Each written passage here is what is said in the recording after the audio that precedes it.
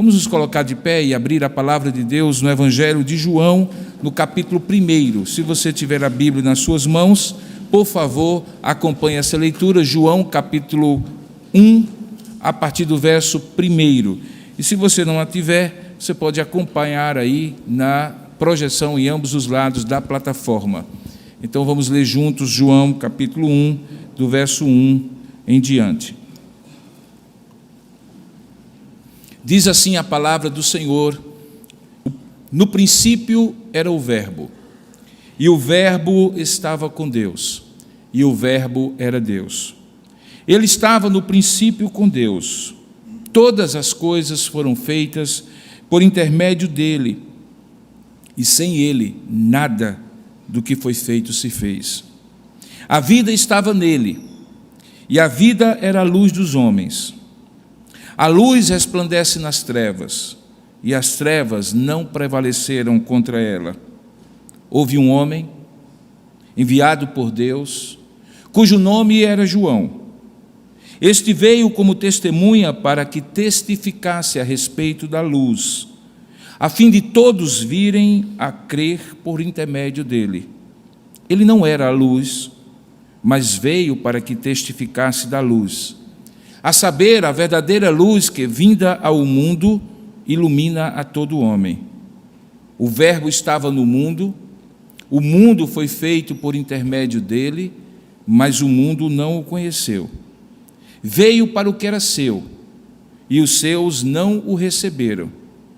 Mas a todos quantos o receberam, deu-lhes o poder de serem feitos filhos de Deus, a saber, aos que creem no seu nome, os quais não nasceram do sangue, nem da vontade da carne, nem da vontade do homem, mas de Deus. E o Verbo se fez carne, e habitou entre nós, cheio de graça e de verdade, e vimos a sua glória, glória como do unigênito do Pai. João testemunha a respeito dele e exclama: este é o de quem eu disse, o que vem depois de mim tem, contudo, a primazia, porquanto já existia antes de mim, porque todos nós temos recebido da sua plenitude e graça sobre graça, porque a lei foi dada por intermédio de Moisés, a graça e a verdade vieram por intermédio ou por meio de Jesus Cristo. Ninguém jamais viu a Deus, o Deus unigênito que está no seio do Pai foi quem o revelou. Que Deus abençoe a sua palavra lida. Amém. Sente, por gentileza. Nesta noite nós continuaremos a ministração que iniciamos hoje pela manhã debaixo de um único tema. O tema era a graça do recomeço. E essa graça do recomeço, para ser devidamente usufruída, mesmo num ano como esse, cheio de novos começos, não necessariamente de recomeços, e que aparentemente parece tornar um tanto quanto inadequado pensar em recomeço quando o ano nem bem começou, só pode ser devidamente usufruída esta graça do recomeço, conforme falamos pela manhã, se nós entendermos o poder da destruição que este recomeço se propõe a anular e refazer. Hoje pela manhã, então, nós refletimos juntos aqui no culto devocional, a partir do texto de Gênesis capítulo 14, numa espécie de parêntese da narrativa de Moisés no primeiro livro da Bíblia, quando ali é descrito a guerra de 5 reis contra 4 reis, que acaba envolvendo 2 personagens, parentes, Ló, sobrinho de Abraão, o grande patriarca. Fazendo um pequeno resumo, o que nós descobrimos daquele texto é que aquilo que estava sendo destruído numa espécie de antecipação da tática de guerra chamada terra arrasada, em que um rei ou alguns reis dominaram sobre outros e destruíram aquela terra que estava ali sendo conquistada, inclusive para retirar o despojo, levar cativo o povo e não permitir reconstrução, é de alguma forma revertida, de maneira simbólica, eu diria de maneira tipológica, e eu quero que você entenda quando eu falo que era de uma maneira tipológica, é que o personagem que entra na história chamado Melquisedeque, que alguns entendem ter sido uma cristofania, ou seja, uma pré-encarnação de Jesus Cristo, ou uma tipologia, um personagem real, concreto, mas que representa uma realidade mais profunda, que é a realidade da vinda do Filho de Deus. Aquele personagem entra na história quando Abraão, depois de ter livrado o seu sobrinho Ló, de ter trazido ele de volta, junto com os bens que haviam sido saqueados, ele então encontra com aquele homem, cujo nome significa Rei de Salém e de Justiça. Nós vimos que é assim que o livro de Hebreus, já no Novo Testamento, explica aquele episódio.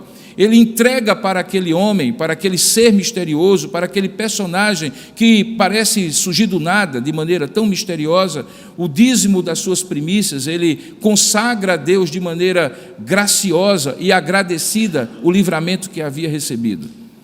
E eu disse naquela ocasião, hoje pela manhã, que aquilo era uma espécie de prefiguração, no meio daquela destruição, do poder daquela destruição que arrasou aquela terra, daquilo que nós, à noite, justamente agora, iríamos tratar como vamos, que é a graça do recomeço.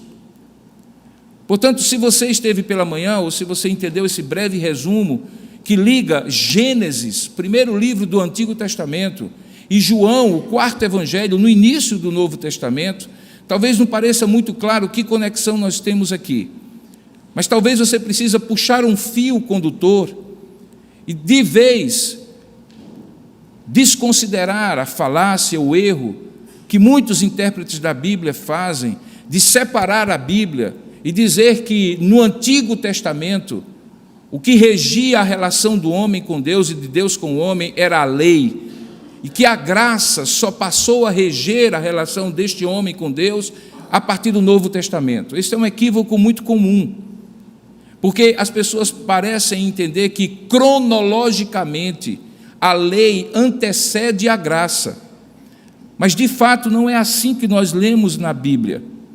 E é justamente o capítulo 14 de Gênesis um dos sinais de que havia graça, a graça do recomeço, ali naquele encontro de Melquisedeque com Abraão, antes mesmo da lei ser dada a Moisés, tempos depois, porque nós estamos ainda na época de Abraão, e depois de Abraão ainda viria Isaque, depois de Isaque ainda viria Jacó, depois de Jacó ainda viria os 12 filhos, que são as 12 tribos de Israel.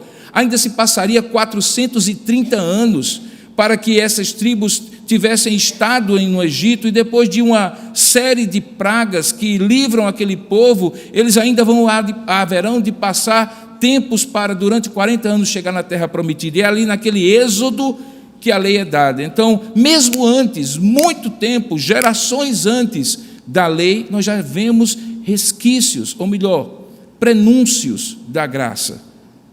E esse é um deles, quando em Gênesis capítulo 14, Melquisedeque aparece, busca um encontro com o grande patriarca Abraão, e a partir dali manifesta a graça do recomeço. Então nós vamos dar agora um grande pulo, que pode até ser um grande salto cronológico. Nós estamos falando de pelo menos 2 milênios e meio daquele episódio de Gênesis capítulo 14, na melhor das hipóteses, para o tempo em que nós lemos aqui em João capítulo 1, a história desta graça que é dada sobre graça, veja o verso 16, porque todos nós temos recebido da sua plenitude e graça sobre graça. Então, se eu pudesse eleger um versículo dessa exposição, do texto que eu li, 18 versículos do capítulo 1 de Gênesis, eu diria que o núcleo dessa história, dessa parte, como os pregadores chamam, dessa perícope, desse contexto aqui de Gênesis 1, de 1 a 18, é o verso 16, quando diz que nós recebemos plenitude dele e graça sobre graça. Esse salto, portanto, de Gênesis capítulo 14 e de João capítulo 1, é um salto não de uma graça que inexiste lá, mas de uma graça que vai sendo progressivamente revelada por Deus. A expressão grega que traduz esse verbo, quando diz assim, porque todos nós temos recebido, e a parte recebido e graça sobre graça, é a expressão elabomen karim anti haritos, que significa graça após graça, mas não após no sentido que cronologicamente veio uma graça, depois veio uma segunda graça, depois uma terceira graça, mas de maneira cumulativa, essa graça vai sendo acrescentada, de tal maneira que a graça do Antigo Testamento, em vários episódios, vai descortinando o caráter de Deus, até que chega um tempo em que essa revelação de Deus é plena, daí a palavra plenitude. E quando ela é plena, nós vemos a plenitude desta graça de Deus, que vai acumuladamente sendo revelada, a tal ponto de que nós podemos passar um fio condutor desde o início, eu diria até mesmo desde o início, na hora do pecado, quando, apesar daquele primeiro casal, Adão e Eva, terem sido expulsos do paraíso, do jardim do Éden, Deus diz em Gênesis capítulo 3, verso 15, que haveria de mandar um descendente da mulher, ou seja, um ser humano, que pisaria a cabeça da serpente e redimiria os descendentes daquele casal que havia pecado. Esse descendente humano não vem a ser outro senão Jesus Cristo, o Filho de Deus que se torna homem e que na cruz, tendo vivido uma vida perfeita, morrido uma morte perfeita, cumpre a lei de maneira perfeita, recebendo sobre si a condenação da lei para nos dar a graça da salvação. Esse é o resumo do Evangelho. Mas quando nós olhamos aqui, em João capítulo 1, nós precisamos entender em que contexto isso acontece. Porque da mesma maneira como compreender o poder da destruição de Gênesis 14 nos ajudará a valorizar a graça do recomeço, aqui fica muito claro como esta graça foi revelada e como é algo simplesmente maravilhoso. Um momento como esse, em que podemos estar aqui na presença de Deus, algo que seria impraticável, impossível para nós, completamente não permitido, se nós levássemos em conta que somos pecadores e que esse Deus que está presente aqui é gracioso.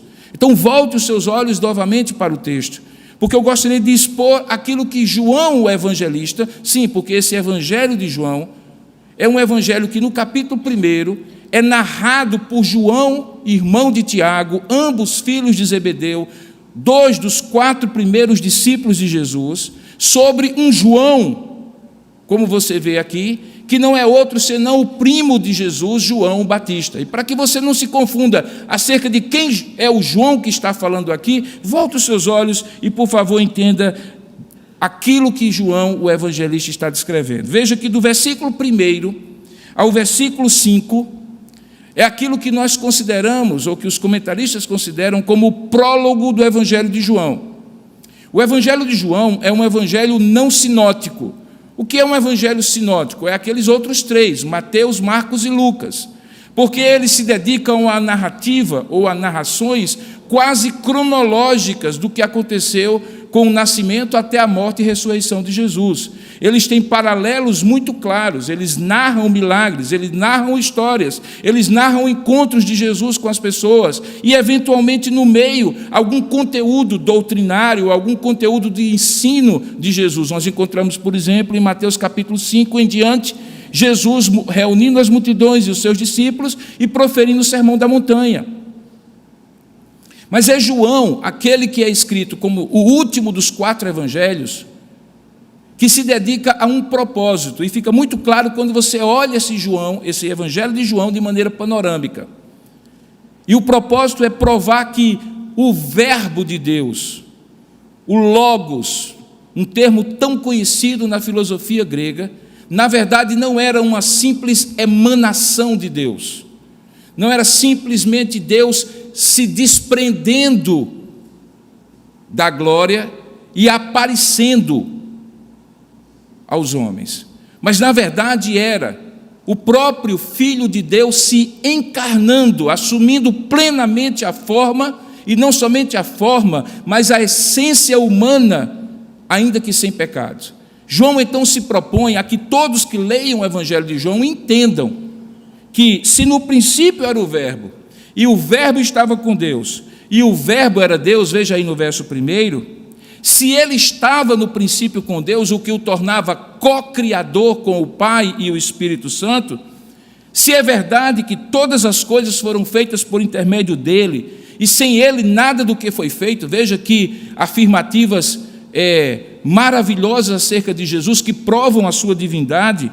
Se é verdade, como diz no verso 4, que a vida estava nele, nesse Verbo, e a vida era a luz dos homens, e que essa luz, como diz no versículo 5, resplandece nas trevas, e as trevas não prevaleceram contra ela, pressupondo tudo isso, ou melhor, afirmando tudo isso, num prólogo, João, então, a partir do versículo 6, vai explicar como esta divindade, tão gloriosa quanto o Pai e o Espírito Santo, o próprio Verbo de Deus, e não um anjo de Deus, mas o próprio Deus, desce à terra e se encarna. E ao se encarnar, recebe um testemunho do seu primo João Batista, porque aí no verso 6, ele então muda a narrativa, e tendo abandonado o prólogo, onde ele dá todo o contexto de quem era acerca de quem João estava testemunhando, ele então diz: houve então um homem enviado por Deus, cujo nome era João, ele se referia a João, filho de Isabel, primo de Jesus, que depois viria a ser conhecido como João o Batista, porque inclusive haveria de batizar Jesus. E ele diz então que ele veio, verso 7, esse João foi enviado por Deus como testemunha para que testificasse a respeito da luz. A luz que ele diz que no verso 5 resplandece nas trevas, e as trevas não prevaleceram contra ela. E qual é o objetivo de ele linkar, juntar o Verbo, que é luz, que é vida, que é Criador, com João e o testemunho dele? Era para que esse testemunho de João fosse suficiente para que todos viessem a crer por intermédio dele. Veja aí o final do verso. Esse veio por como testemunha para que testificasse a respeito da luz, a fim de, olha aí o propósito, a fim de todos virem a crer por intermédio dele.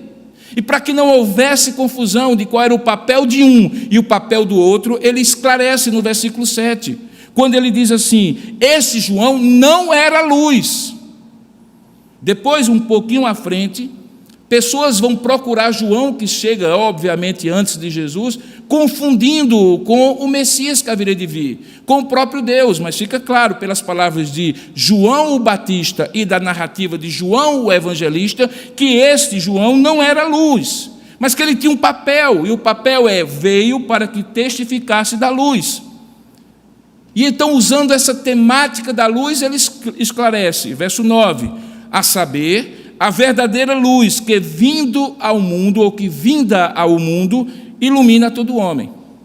Então, João está ali descrevendo a encarnação deste Verbo, que vem como luz nas trevas, para que, mediante o testemunho de João Batista, as pessoas crescem que ele era o próprio Deus. Ele, então, a partir do verso 10 até o verso 18, vai falar sobre justamente essa graça de Deus, que permite que esse Deus Todo-Poderoso se torne homem, se encarne plenamente como homem e possa fazer a salvação. Veja no verso 10 que ele diz assim: o Verbo então estava no mundo. João, o evangelista, a essa altura, já tinha vivido com esse Verbo, já tinha presenciado os seus milagres. Lembra que, obviamente, esse evangelho é narrado a posteriori, depois dos fatos que o próprio João, o evangelista, havia presenciado juntamente com os seus discípulos, ou com os discípulos de Jesus. Então ele diz assim: aquele Verbo que estava no mundo e que nós vimos, inclusive essa é a expressão que ele usa na primeira carta dele, que os seus olhos viram, suas mãos tocaram, seus ouvidos ouviram. Pois bem, esse Verbo que estava no mundo que foi feito por intermédio dele, verso 10, porém não foi conhecido por este mundo. E aqui nós entramos naquilo que João quer mais um pouco acrescentar, que é como este Deus encarnado, que é Deus Criador, que é Deus glorioso, se encarnou, e como este Deus se encarnou pode ser conhecido. E ele diz: esse Deus não pode ser conhecido por este mundo, porque ele veio para o que era seu, verso 11, mas os seus não o receberam. Ele se referia aos judeus. Jesus judeu com eles, e a plenitude, o Messias, daquelas esperanças messiânicas. Porém, no verso 12 ele diz: mas a todos quantos o receberam, deu-lhes o poder de serem feitos filhos de Deus. E qual é o segredo? É que estes que não eram para reconhecer e que reconhecem, o fazem porque eles passam a crer no seu nome. E ao crer no seu nome, nascem de novo. E ele explica que nascimento é esse. Não é um nascimento do sangue, verso 13, não é da vontade da carne, ou seja, não é um nascimento humano, mas é um nascimento de Deus. Portanto, ele resume no verso 14. Então, esse verbo se fez carne, nós vimos isso. Ele habitou entre nós, ele tabernaculou entre nós, ele não passou, ele viveu aqui entre nós. E nós vimos que ele tinha uma vida, uma essência cheia de graça e de verdade.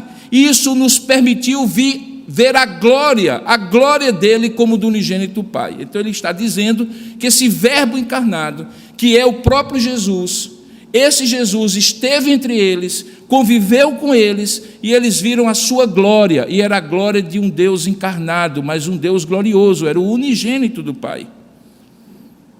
Ele resume então isso, e a partir do verso 15 ele então chama o testemunho de João para corroborar suas palavras. Então aqui no verso 15 nós temos João Batista sendo citado por João evangelista, que escreve esse evangelho sobre Jesus. Ele então diz no verso 15, João testemunha a respeito dele e exclama: este é o de quem eu disse, aquele que vem depois de mim, do ponto de vista cronológico, porque João era mais velho do que Jesus Cristo, contudo tem a primazia. Por quê? Porque ele já existia antes de mim. Então ele descreve isso e chega então ao núcleo daquilo que eu gostaria de expor nessa noite, que é o que significa a graça do recomeço, porque ela é uma graça plena, completa. Então, tendo feito essa pequena introdução, vamos começar o sermão.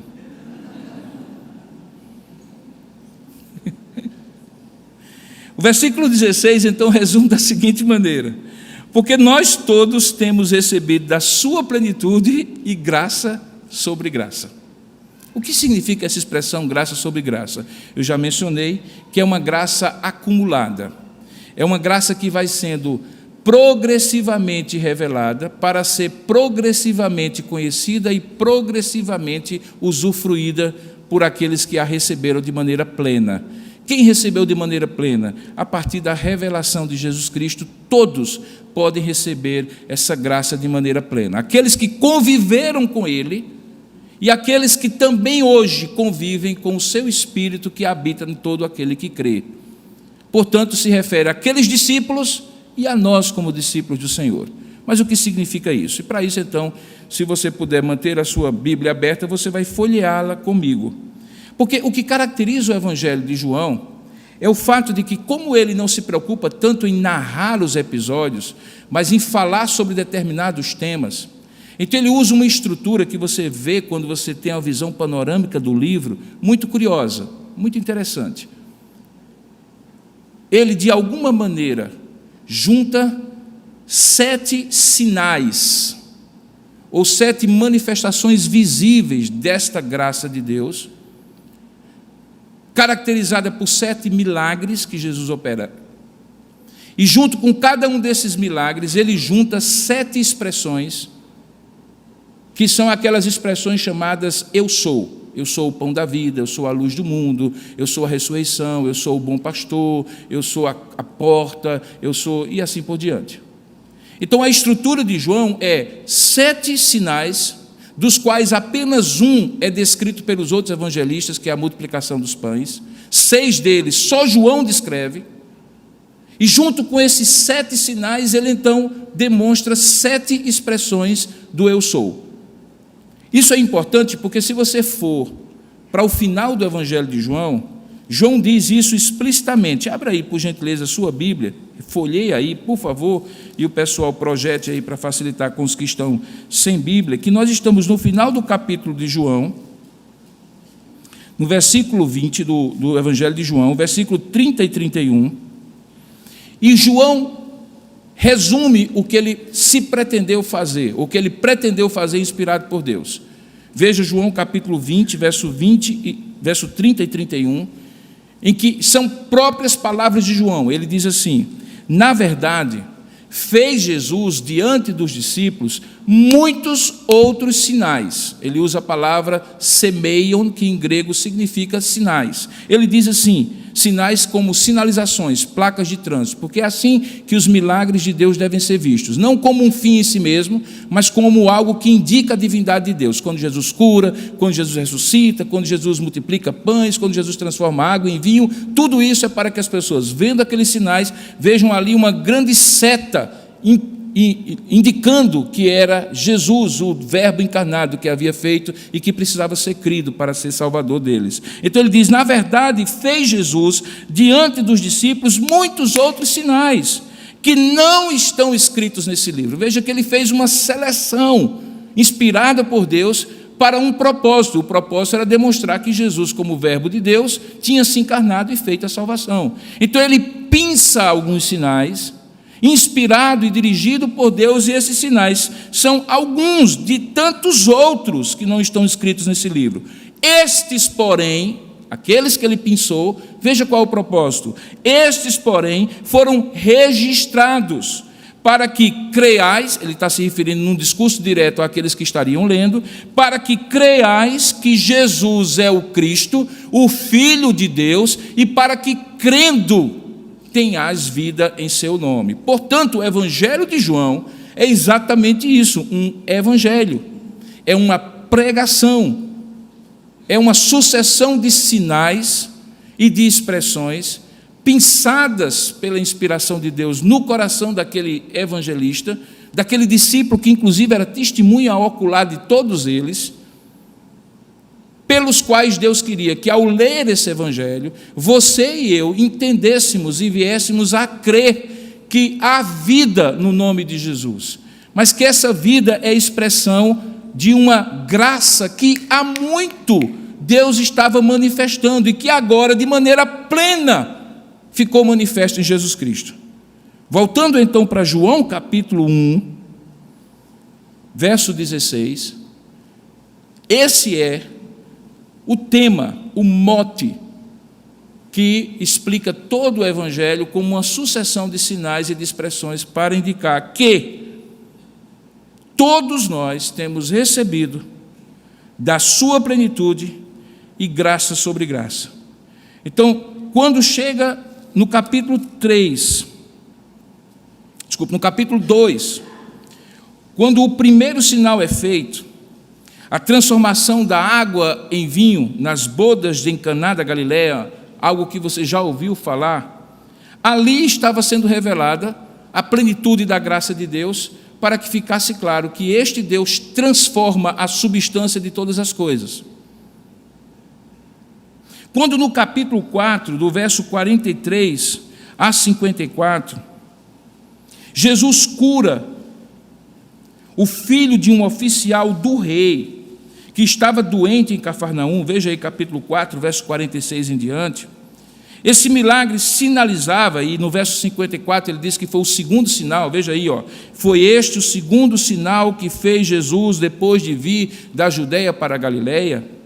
A autoridade que Jesus tinha não apenas sobre as substâncias das coisas, mas sobre as autoridades humanas, porque aquele homem, apesar de ser um oficial do rei e, portanto, saber que tinha autoridade, no entanto, ele recebe da autoridade de Deus o milagre que na sua autoridade ele não podia fazer. Quando um pouquinho depois, no capítulo 5, a partir do verso 1 até o versículo 9, é descrita a cura de um paralítico que estava no tanque de Betesda e que estava ali durante tantos anos, diz o texto que ele estava ali há 38 anos, veja o versículo 5 do capítulo 5 de João, estava ali um homem enfermo havia 38 anos, aquele sinal queria dizer quando Jesus cura aquele homem sem ele precisar entrar naquela água, simplesmente pela palavra do seu poder, que Jesus também era Deus sobre as enfermidades e doenças humanas, não apenas sobre as substâncias das coisas, não apenas sobre autoridades humanas, mas também sobre as doenças do corpo. Quando um pouquinho depois, no capítulo 9, Jesus cura um cego de nascença. Veja que todo o capítulo 9, um capítulo inteiro, é a descrição de como aquele cego foi curado e as consequências daquela cura. Você percebe que do versículo 13 ao versículo 14, os fariseus, que se tornaram os grandes inimigos de Jesus, interrogam aquele cego para tentar que ele explicasse por como e por que ele foi curado, já que eles nunca tinham ouvido falar da cura de um cego de nascença. Não era alguém que tinha se tornado cego, era alguém que não era e nunca tinha tido a possibilidade de ver. Então aqueles fariseus interrogam e Jesus mostra que, revelando-se ao cego, o cego mesmo dá testemunho dele, mostrando que ele reconhecia que era a glória de Deus que havia se manifestado. E ali Jesus sinaliza que não apenas sobre a substância das coisas, não apenas sobre as autoridades dos homens, não apenas sobre as doenças do corpo, mas sobre as incredulidades dos religiosos. O sinal que ele mostrava, curando aquele cego, era a plenitude da sua revelação, graça sobre graça.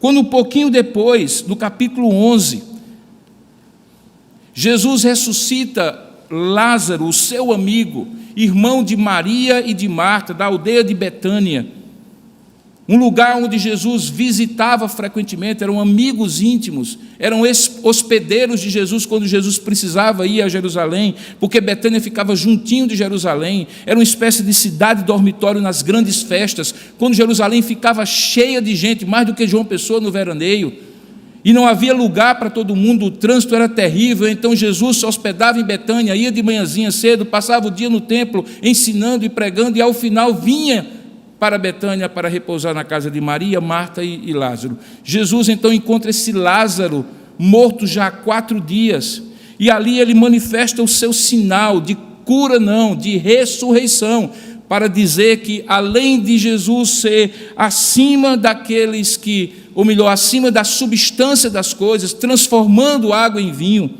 além de ser aquele que está acima das autoridades humanas, quando cura aquele nobre oficial do rei, cuja autoridade era grande, mas não o suficiente para curar o próprio filho, quando ele cura aquele paralítico de nascença, mostrando que Deus tem poder, ele, Jesus, tem poder sobre as doenças humanas, quando ele traz luz àquele homem cego de nascença e confronta os religiosos que achavam que isso era impossível, mostrando que ele tinha autoridade sobre a religião, e agora quando ele ressuscita Lázaro, que ele tinha autoridade até sobre a morte. Tudo isso, João vai entretecendo com uma grande maestria para demonstrar que Jesus é a plenitude de Deus e revela graça sobre graça. E quando lá no capítulo 21, já no final, Jesus aparece para aqueles discípulos, já depois de ser ressurreto, e acontece ali algo maravilhoso, porque eles estavam ali junto ao mar de Tiberíades, veja o capítulo 21, verso 1. Apesar de serem pescadores experientes, diz o versículo 4, diz o versículo 3, que eles nada tinham apanhado de peixes naquela madrugada inteira dedicada à pescaria. E então no versículo 4, clareando a madrugada, Jesus se revela para eles, traz aqueles peixes para as redes deles, literalmente, e então designa naquele momento uma restauração de Pedro, simbolicamente uma restauração do ministério apostólico, e designa que com o mesmo poder que ele havia manifestado a sua glória, agora os seus discípulos e apóstolos manifestariam. E aí a gente termina João e começa Atos. E quando Atos dos Apóstolos é lido, você entende que o poder que estava em Jesus continua à disposição daqueles discípulos, porque o Espírito Santo é dado e derramado a partir do capítulo 2, no famoso dia de Pentecostes. Perceba que toda essa descrição de sinais está ligada a João capítulo 1, verso 16, quando ele diz assim: porque todos nós temos recebido da sua plenitude e graça sobre graça. No verso 17 e no verso 18, João descreve que a maneira correta de entender a plenitude da graça de Deus é compreendendo que a lei foi dada por intermédio de Moisés, veja aí o verso 17, e a graça e a verdade vieram por meio de Jesus Cristo. O que é que significa isso? Significa que quando, mesmo tendo manifestado a sua graça, até mesmo a Abraão, por intermédio de Melquisedeque, como nós pregamos hoje pela manhã, quando depois Deus revela a lei por intermédio de Moisés, essa lei nunca será capaz de trazer a plenitude da graça de Deus sobre graça, porque quem traz essa graça verdadeira é Jesus Cristo, a plenitude da graça de Deus. E para que então serve a lei? Alguém poderia perguntar. Para apontar a necessidade da graça. Então, toda aquela simbologia, todas aquelas prescrições da lei cerimonial, toda aquela legislação civil, penal e tudo mais que organizava o povo, eram transitórias, simbólicas, apontavam para Jesus. E ao apontar para Jesus, não tinham o poder de trazer graça e verdade. Porque, como o próprio Paulo argumenta aos Romanos, na carta aos Romanos, o que a lei faz é eliciar, trazer ao lume, salientar o pecado, para que o pecador busque a graça. Daí porque ninguém pode ser justificado pela lei, porque ninguém haverá de cumpri-la cabalmente. Isso era importante como argumento para João, para que as pessoas entendessem que havia uma graça de recomeço, mas não era de um recomeço estanque, porque essa pode ser a compreensão de algumas pessoas, como se Deus estivesse agindo aos pulos na sua vida. Ele agiu algum tempo atrás, e você passou um tempo sem que a graça de Deus estivesse agindo na sua vida, assim como aparentemente aquele período da lei era um tempo em que a graça de Deus não estava agindo no meio do povo da aliança, mas estava. E a semelhança deles, é preciso que você compreenda que essa graça sobre graça, ela vai acumulando-se na sua vida, até que ela é conduzida, sua vida é conduzida a um encontro real com Jesus Cristo, para que você possa ver e experimentar aquilo que Ele trouxe, que foi graça sobre graça, salvação, revelação plena de Deus. Ele termina então no verso 18 dizendo: porque ninguém jamais viu a Deus, e eu diria, e ninguém jamais viria, nem pela lei, nem por esforço próprio, nem por discernimento humano, nem por capacidade cognitiva, nem por iluminação espiritual humana. Ninguém jamais viu a Deus, mas o Deus unigênito, veja, o mesmo que ele fala no início, ele que está no Pai, é quem o revelou. Pegue tudo isso e tente se inserir nessa história. Você não é parte ausente dessa história. Mesmo que você não seja judeu, mesmo que você esteja ouvindo essa exposição talvez pela primeira vez, mesmo que você olhe e diga assim, mas tem tanta coisa que eu ainda preciso saber nessa narrativa que esse homem fez aí à frente, a mesma graça que reconstrói, que recomeça e que precisa ser vista como um contínuo na revelação de Deus, é a mesma graça que continuamente está agindo na sua vida. É só você olhar dessa perspectiva para o seu passado.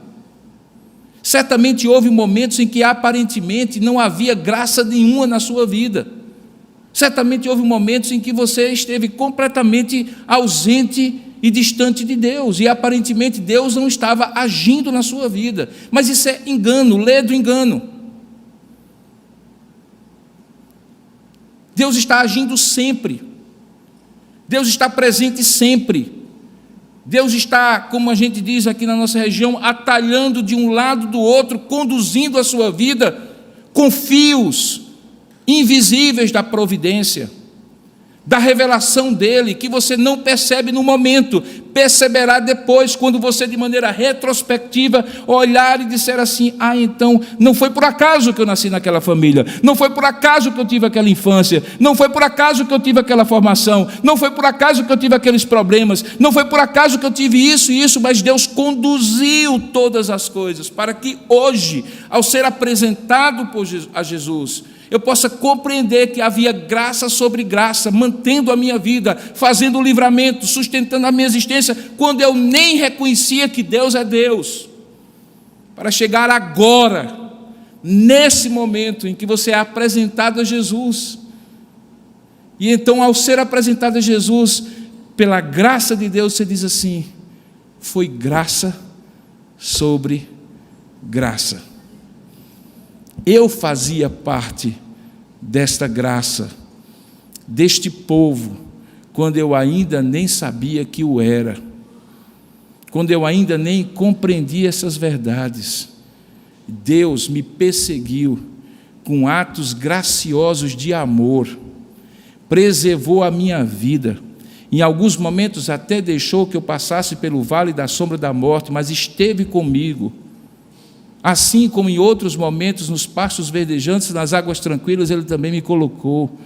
E de uma forma e de outra, Ele me conduz a esse momento em que o Filho de Deus é manifestado e revelado. Eu compreendo que Ele não é apenas um homem, que Ele não é um anjo, que Ele não é uma manifestação etérea, que Ele é o Verbo que estava no mundo, mas o mundo não o conheceu. Mas a todos quanto o conheceram, e conheceram porque Ele a eles revelou-se, por graça, deu-lhes o poder de se tornarem filhos de Deus. Isso aqui é você dentro dessa história. Você consegue entender isso? Que é você aqui dentro dessa história? Que quando ele diz assim: veio para o que era seu, e os seus não o receberam, mas a todos quantos o receberam, é você.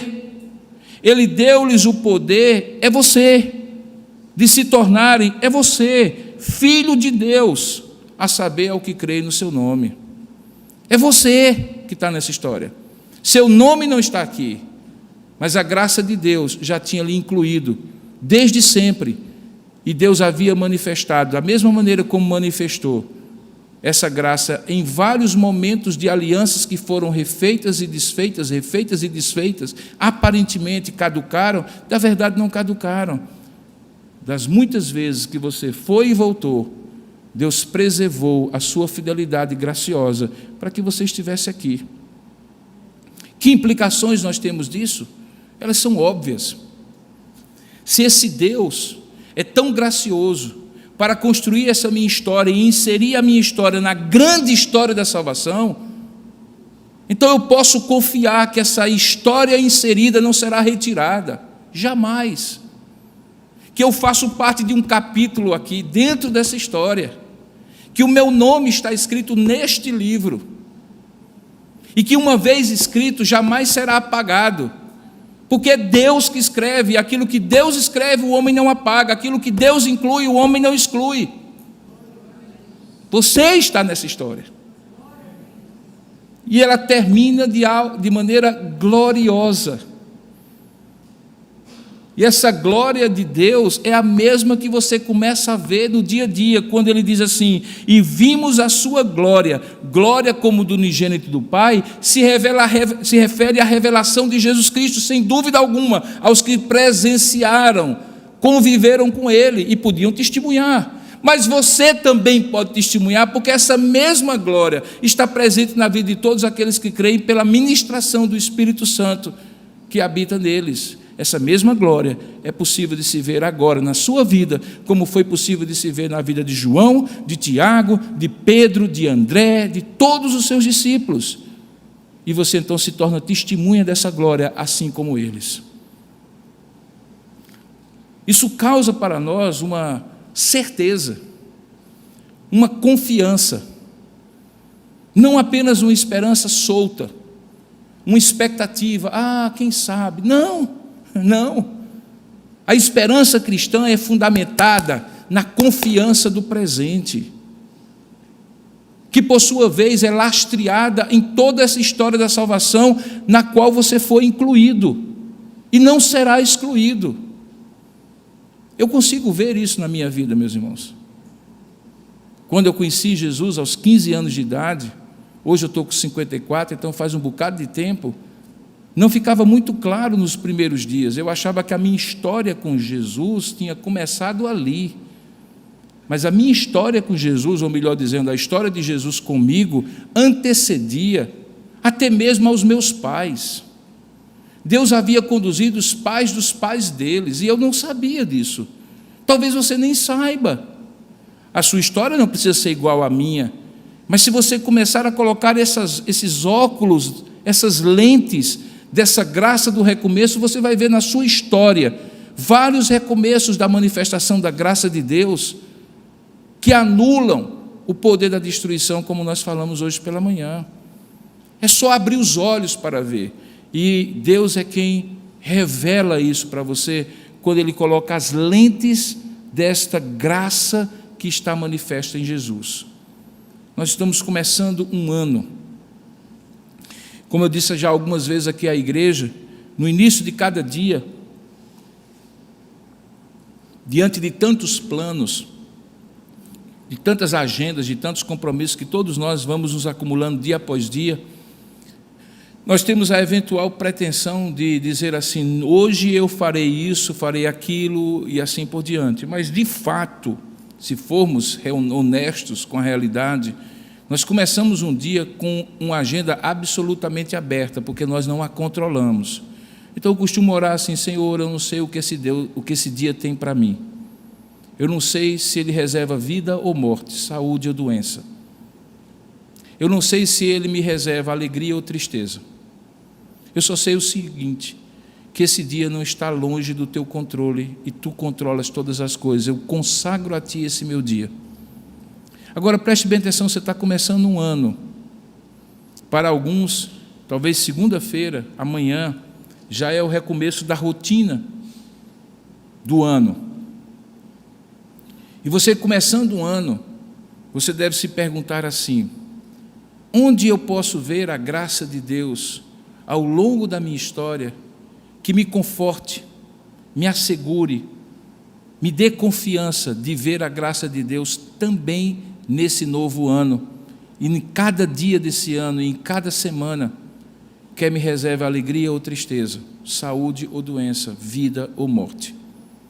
Porque é disso que se trata a graça do recomeço. Quando a Bíblia diz que a cada dia Ele renova as misericórdias dEle para conosco, é a graça do recomeço da vida a cada dia. Mas quando nós não percebemos que ao longo da vida isso acontece ininterruptamente, continuamente, então nós perdemos a essência da graça de recomeços contínuos. Há recomeço para relacionamentos conjugais, há recomeço para relações de pais e filhos, há recomeços de vida profissional, financeira, há recomeços de relacionamentos rompidos e há recomeço principalmente de relacionamento com Deus. Eu não sei de que maneira essa mensagem se aplica a você. Seria uma tentativa tola ficar aqui lançando hipóteses. Quem sabe você hoje, quem sabe, assim por diante. E certamente, numa questão meramente estatística, alguém se encaixaria em alguma dessas possibilidades. Não farei isso, mas eu entregarei o seu coração agora em oração junto com você, a que Deus, a quem nós rogamos que falasse conosco por intermédio dessa palavra, pegue essa palavra e a encaixe de maneira perfeita nessa necessidade de você experimentar a graça do recomeço em sua vida, diante da necessidade que você tem hoje, e Deus sabe qual ela é. Por isso eu rogo a Deus que faça isso, porque eu não tenho essa capacidade. Que Ele pegue tudo isso que foi falado, creio eu, iluminado pelo Espírito, porque foi assim que nós pedimos, e encaixe a graça do recomeço, para você compreender a graça sobre graça, a plenitude da graça que Jesus representa na sua vida. Portanto, curva a sua cabeça por um instante, feche os seus olhos, e nessa hora, por meio de uma oração simples, mas sincera, faça isso com integridade de motivos. com integridade de propósitos, porque é só você e Deus. Não fique apenas na coreografia de baixar a cabeça e fechar os olhos e esperar que termine esse momento. Não, aproveite-o, porque esse é o momento em que você pode, de fato, falar com Deus e dizer assim: Senhor, isso que eu ouvi encaixa de maneira tão perfeita na necessidade de recomeço que eu preciso aqui, nessa situação, nesse aspecto da minha vida, e principalmente na minha relação contigo, seja ela qual for, de um interessado no Evangelho, mas que ainda não se comprometeu com o Evangelho, ou de um que já está há muito tempo caminhando no Evangelho, mas quem sabe esfriou e está longe desse Deus gracioso. Seja qual for a situação, curva a sua cabeça, feche os seus olhos, fale com Deus, diga a Ele que graça de recomeço você precisa, em que aspecto ela se aplica a uma necessidade do seu coração. Vamos ter alguns momentos para você fazer isso, só você e Deus. Não fique impaciente. É preciso que você dê a esse momento a importância devida. Portanto, fale com Deus agora, diante daquilo que Ele lhe falou.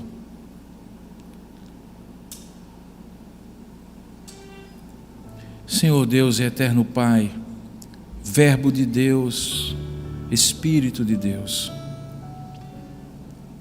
Tu que estás desde o princípio e até antes dele, mas também que te tornaste carne e habitaste entre nós, revelando a plenitude da Tua graça, que sempre esteve disponível ao homem, na criação, em meio à desgraça da queda, e tantas vezes ratificada ao longo da história da salvação. Graça essa que se tornou plena no Teu Filho Jesus, que é o centro deste culto e desta mensagem que foi pregada. Ó Deus, olha agora para dentro de nós.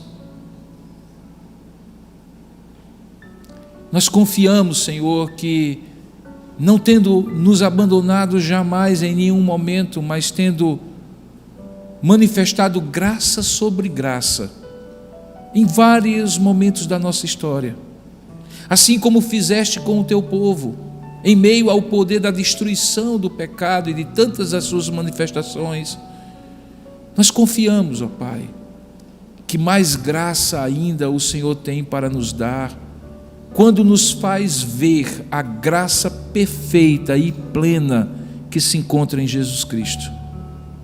Não nos falta nada que o Senhor já não nos deu, mas nos falta tudo se não apreciarmos o que Tu já nos deste. E é por isso, ó Deus, que eu te peço, volta os olhos do Teu povo nesse momento de oração diante daquilo que Tu falaste ao nosso coração. Volta os olhos do Teu povo para ver, ó Deus, o que Tu és, quem Tu és e o que Tu tens feito, como manifestação do Teu amor compassivo, da Tua graça misericordiosa.